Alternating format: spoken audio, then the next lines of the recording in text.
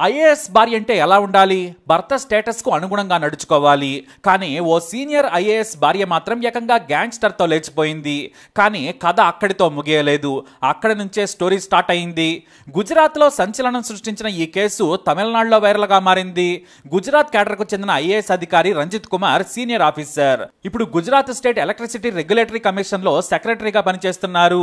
ఆయన మంచి అధికారిగా పేరు తెచ్చుకున్నారు. ఇతని భార్య పేరు సూర్య జై. ఈమె తమిళనాడుకు చెందిన మహిళ. వీరిద్దరికి ఎలా పెళ్లి జరిగిందనేది తెలియదు. అయితే ఐఏఎస్ రంజిత్ భార్య సూర్య తమిళనాడులో కొన్ని ఆస్తులను సంపాదించింది. తమిళనాడులోని మదురై జైహిందపురంలో తల్లి మేనా, అమ్మమ్మ పద్మావతితో కలిసి ఉంటోంది సూర్య. భర్త గుజరాత్లో పెద్ద ఐఏఎస్ ఆఫీసర్. వీరికి 2 పిల్లలు కూడా ఉన్నారు. కానీ దారి తప్పిన సూర్యతో కొన్నాళ్లుగా గొడవలు జరుగుతూ వచ్చాయి. చేసేది లేక విడాకుల కోసం ఐఏఎస్ అధికారి రంజిత్ అప్లై చేశారు. పిల్లలను భర్త దగ్గర గుజరాత్లోనే వదిలేసింది. గాంధీనగర్లో ఉంటున్న సీనియర్ ఐఏఎస్ రంజిత్ కుమార్ తన పిల్లలను తానే స్కూలుకు పంపిస్తూ ప్రభుత్వ ఉద్యోగం చేసుకుంటున్నారు. కొన్నాళ్లకు భార్య గురించి వాకప్ చేయడం కూడా వదిలేశారు ఆయన. దీంతో దారి తప్పి మరింత దారుణంగా తప్పుడు పనులు చేసింది సూర్య. అయితే ఐపీఎస్ భార్య సూర్య గురించి ఓ మహిళ కొడుకు కిడ్నాప్తో మొత్తం బయటపడింది. మైథిలి రాజలక్ష్మి అనే మహిళ మదురై సిటీలోని ఎస్ఎస్ కాలనీలో ఉంటుంది. ఈమె భర్త బ్యాంక్ ఎంప్లాయ్. ఓ ప్రైవేట్ బ్యాంకులో మేనేజర్గా పనిచేసిన మైథిలి భర్త కొన్నాళ్ల క్రితం అనారోగ్యంతో చనిపోయాడు. ఈమె తన 14 ఏళ్ల కొడుకుతో మదురైలో ఉంటోంది. 7వ తరగతి చదువుతున్నాడు ఆ చిన్నారి. ఇక ఎప్పటి మాదిరిగానే ఆ చిన్నారిని ఆటో డ్రైవర్ జూలై 11న ఉదయం 8 గంటలకు ఇంటి దగ్గర పికప్ చేసుకున్నాడు. ఆటోలో ఒక్కడే ఉన్నాడు చిన్నారి. ఆ ఆటోని ఒమినీలో ఉన్న ఓ గ్యాంగ్ ఫాలో అయ్యింది. సరిగ్గా ఎవరో లేని సమయం చూసి బాల్పండి దగ్గర ఆటోని అటకాయించారు. ఆటో డ్రైవర్కు తుపాకీ చూపించి ఆ బాలుడిని ఒమినీలో ఎక్కించారు. డ్రైవర్ ఎదురు తిరగడంతో అతన్ని గాయపరిచి తమ ఒమినీలో ఎక్కించుకెళ్లిపోయారు. ఒక ప్రాంతానికి తీసుకెళ్లిన దుండగులు ఆ 14 ఏళ్ల కుర్రాడి తల్లికి ఫోన్ చేశారు. ఆమెకు కొడుకుతో పాటు కత్తిపోట్లకు గురైన ఆటో డ్రైవర్ ఫోటోలను కూడా పంపించారు. ఫోటోలు చూసావు కదా, తమకు 5 కోట్లు పంపితేనే నీ కొడుకు దక్కుతాడు, లేదంటే ఆటో డ్రైవర్ను పొడిచినట్టే నీ కొడుకు పేక కోసేస్తామని బెదిరించారు. కానీ తన దగ్గర 5 కోట్ల డబ్బు లేదని ఆమె కన్నీళ్లు పెట్టుకుంది. పోలీసులకు చెబితే మాత్రం నీ కొడుకు నీకు దక్కడు, మమ్మల్ని తక్కువ అంచనా వేయదని హెచ్చరించారు. అయితే చివరకు నీ ఇల్లు అమ్ముతావో ఆస్తులు అమ్ముతావో తెలియదు, కనీసం 2 కోట్లు ఇస్తేనే నీ కొడుకు దక్కుతాడని బెదిరించి ఫోన్ కట్ చేశారు. ఇక తన కొడుకే లోకంగా బ్రతుకుతున్న మైథిలి పరుగున దగ్గరలో ఉన్న ఎస్ఎస్ కాలనీ పోలీసులకు ఫిర్యాదు చేసింది. ఫోటోలతో పాటు వాయిస్ రికార్డును కూడా వారికి వినిపించింది. దీంతో ఉన్నతాధికారులకు సమాచారం చేరవేయడంతో డీసీపీ ఆధ్వర్యంలో 3 స్పెషల్ టీంలను ఏర్పాటు చేశారు. ఇందులో ఒక స్పెషల్ ఫోర్స్ టీం కూడా ఉంది. అవసరమైతే ఈ స్పెషల్ ఫోర్స్ టీం కి ఎన్కౌంటర్ చేయడానికి కూడా అనుమతి ఉంటుంది. గత నెలలోనే 2 రౌడీ షీటర్లను ఎన్కౌంటర్ చేశారు ఈ స్పెషల్ ఫోర్స్ పోలీసులు. వెంటనే పోలీస్ టీమ్స్ రంగంలోకి దిగాయి.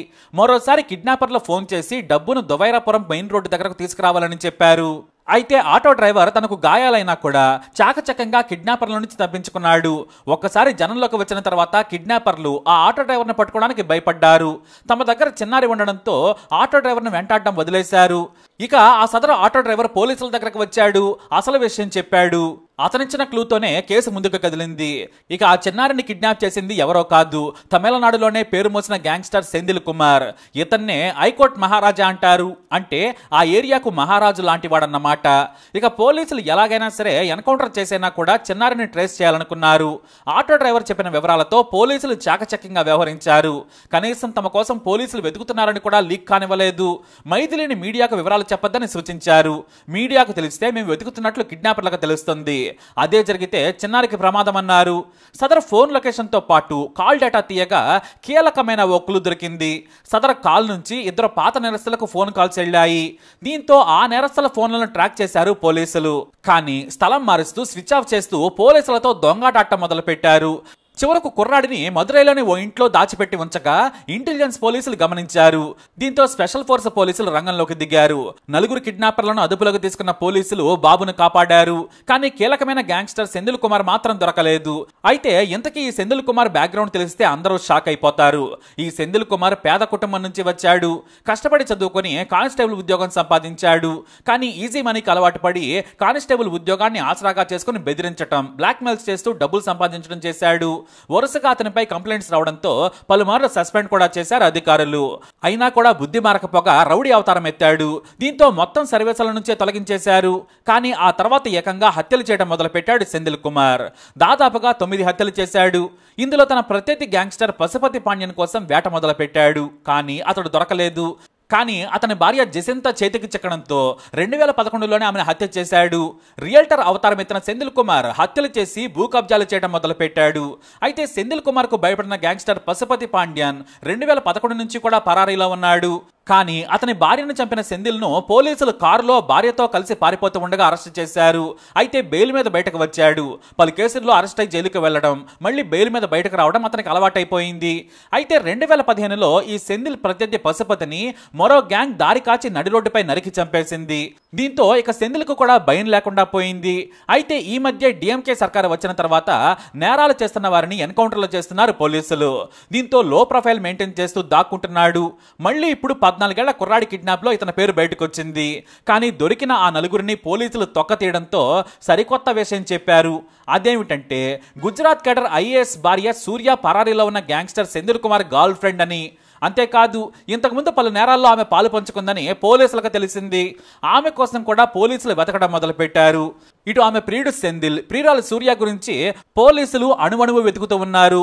అయితే తమిళనాడు పోలీసులు గ్యాంగ్స్టర్ తో లేచిపోయిన విషయం గుజరాత్ లో ఉన్న సీనియర్ ఐఏఎస్ రంజిత్ కుమార్ కు సమాచారం ఇచ్చారు. అంతేకాదు ఆమె మీ ఇంటికి వస్తే తమకు సమాచారం ఇవ్వాలని కూడా కబురు పెట్టారు. ఇక ఈ విషయం తెలిసిన ఐఏఎస్ విడాకుల కేసును వేగవంతం చేసి ఆమెను ఎలాగోలా వదిలించుకోవాలనుకున్నారు. అంతేకాదు గేటు దగ్గర ఉన్న భద్రతాధికారులకు కూడా తన భార్య వస్తే లోనికి రానివ్వద్దు, పోలీసులకు సమాచారం ఇవ్వాలని చెప్పారు. ఇటు ఆఫీస్ దగ్గర అలాగే ఇంటి దగ్గర సెక్యూరిటీ గార్డులకు చెప్పారు ఐఏఎస్ రంజిత్. అయితే పోలీసులు వెంటాడుతూ ఉండడంతో భయపడిన సూర్య తన ప్రియుడైన గ్యాంగ్స్టర్ తో ఉంటే కాల్చి చంపుతారని అతని నుంచి పారిపోయి గుజరాత్ చేరుకుంది. గుజరాత్ లోని గాంధీ నగర్ లో ఉంటున్న భర్త దగ్గరకు వచ్చే ప్రయత్నం చేసింది. కానీ సెక్యూరిటీ గార్డ్ ఆమెను రానివ్వలేదు. మీరు వచ్చినా కూడా సార్ రానివ్వద్దన్నారని చెప్పారు. ఇక పిల్లల స్కూల్ కి వెళ్లారు. ఇక తాను ఇంటికి వచ్చిన విషయం తమిళనాడు పోలీసులకు తెలుస్తుందని తన భర్త పరువు తీశారని ఆమె కంగారు పడిపోయింది. దీంతో భర్త ఇంట్లోకి రానివ్వడం లేదని వెళ్లిపోయింది. మళ్ళీ గంట తర్వాత తిరిగి వచ్చిన ఆమె మళ్ళీ ఇంట్లోకి వెళ్లే ప్రయత్నం చేసింది. అప్పటికే సెక్యూరిటీ గార్డ్ తన యజమాని రంజిత్ కు సమాచారం ఇచ్చేశారు. ఆయన కూడా ఎట్టి పరిస్థితుల్లోనూ రానివ్వద్దని నేను లాయర్ దగ్గరకు వెళుతున్నానని చెప్పారు. పిల్లలు కూడా జాగ్రత్తని సెక్యూరిటీ సిబ్బందికి చెప్పారు. ఇక చాలాసేపటి తర్వాత తన భర్త ఇంటికి వచ్చిన సూర్య తన తప్పు తెలుసుకుంది. గొప్ప భర్తను వదిలేసి గ్యాంగ్స్టర్ తో లేచిపోయినందుకు తనకు తగిన శాస్తి జరిగిందని భావించింది. ఆత్మహత్య లేఖను తమిళనాడు సీఎం స్టాలిన్ కు రాసింది. తన ఇంటి ముందే పురుగుల మందు తాగి ఆత్మహత్యాయత్నం చేసింది. ఇంటి దగ్గర దూరంగా పడి ఉన్న ఆమెను సెక్యూరిటీ ఆలస్యంగా గుర్తించారు. వెంటనే దగ్గరకు వెళ్లి చూడగా నోట్లో నుంచి నొరగ వస్తూ ఉండడంతో దగ్గరలోని ప్రైవేట్ ఆసుపత్రికి తీసుకెళ్లారు. అక్కడ చికిత్స పొందుతూ చనిపోయింది సూర్య. ఈ విషయం తెలియగానే గాంధీనగర్ ఎస్పీ రవితేజ వాసన్ శెట్టి అక్కడికి చేరుకున్నారు. ఈయన మన తెలుగు ఐపీఎస్ అధికారి, చాలా సిన్సియర్ అని పేరు. సూర్య రాసిన ఆత్మహత్య లేఖను చూశారు. తమిళ్లో ఆ లేఖను రాశారు. నేను ఏ తప్పు చేయలేదు. ఒక ల్యాండ్ విషయంలో పరిచయమైన గ్యాంగ్స్టర్ సెంధిల్ కుమార్ నన్ను ట్రాప్ చేశాడు. నన్ను లొంగ తీసుకుని తప్పుడు పనులు చేయించాడు. నేను కూడా తప్పు చేశాను. నా భర్త చాలా మంచివారు. నా పిల్లలను ప్రాణంగా చూసుకుంటున్నారు. ఆయనకు చెడ్డ పేరు తీసుకొచ్చాను. తప్పంతా గ్యాంగ్స్టర్ సెంధిల్దే. నేను ఏ నేరం చేయలేదని లేఖలో రాశారు ఆమె. అయితే తన కూతురును 14 ఏళ్ల కుర్రాడి తల్లి మైథిలి మోసం చేసిందని చనిపోయిన సూర్య తల్లి ఆరోపించారు. నా కూతురు తప్పు చేయలేదు, మొత్తం వాళ్లే చేశారు, చివరకు చనిపోయేలా చేశారని ఆరోపించింది. అయితే ఓ బ్యూటీ క్లినిక్, ఓ కమర్షియల్ కాంప్లెక్స్ వివాదం వల్లే ఐఏఎస్ భార్య సూర్యకు గ్యాంగ్స్టర్ సెంధిల్ కుమార్ కు పరిచయం ఏర్పడిందని పోలీసులు అనుమానిస్తున్నారు. అక్కడి నుంచి తమిళనాడుకు వచ్చి అక్కడి నుంచి ఆమె గ్యాంగ్స్టర్తో లేచిపోయి నేరాల్లో కూడా పాలు పంచుకుందని ప్రాథమికంగా తేల్చారు. ఇలా ఓ ఐఏఎస్ భార్య గ్యాంగ్స్టర్తో లేచిపోయి ఇలా చనిపోవడం దేశవ్యాప్తంగా ఇప్పుడు సంచలనంగా మారింది.